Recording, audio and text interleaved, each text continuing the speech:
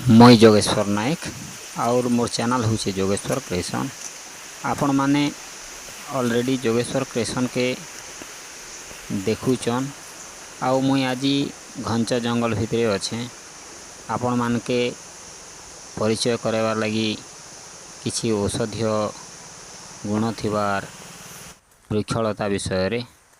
आउ आपण देखि पारुछन रास्ताटा पूरा खाल खमा रे भर्ती होइछे, जेनटा कि पार्वत्यांचल रास्ता है।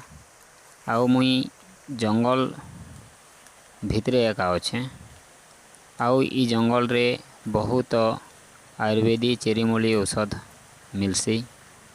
से भितरु मुई आपण मान के नुआ गोटे औषध विषय रे परिचय देवी। आपण देखि पारुछन पूरा झरणार पानी भी जाउछे रास्ता रे। आउ झरणा माने भी जंगल भितरे बहुत सुंदर एवं कुलुकुलु नादरे बही जाउथिसन।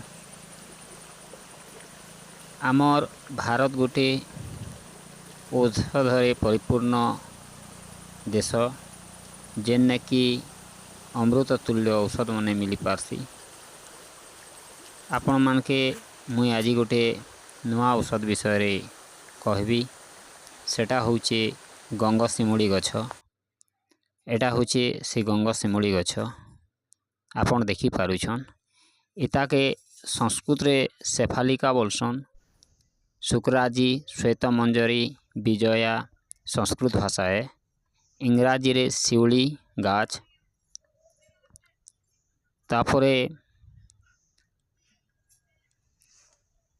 हिंदी रे हीरा सिंगारी गछ। आउ ए वृक्ष एक गुल्म जातीय वृक्ष है। इता के जदि आपण सेवन करबे बेले पित्त ज्वर, जीर्ण ज्वर, कफ ज्वर रो महौषधि है। ये औषध के आमर आंचलिक भाषा रे कुकुराहाड़ी बा खरसेल भी कहसन। आउ आपण इतार रस 10 ग्राम रु 30 ग्राम पर्यंत नी पारबे रस तैयारी करी माने चोपी दिगर तार रस के बाहर करी पी पारबे।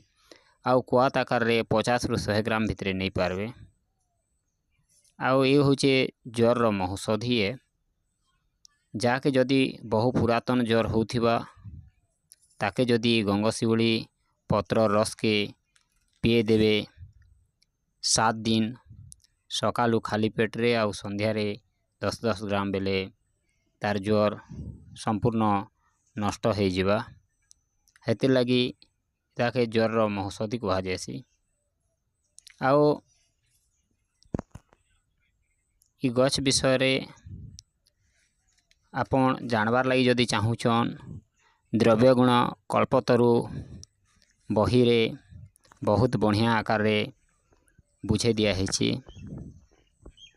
आउ ये औषध आपण निजर अंचल रे संग्रह करि पारबे। बहु पुरातन ज्वर के समूले नाश करवा इतार बहुत पावर अच्छे। आपण देखि पारुछन ई गछ बहुत अमृत तुल्य है।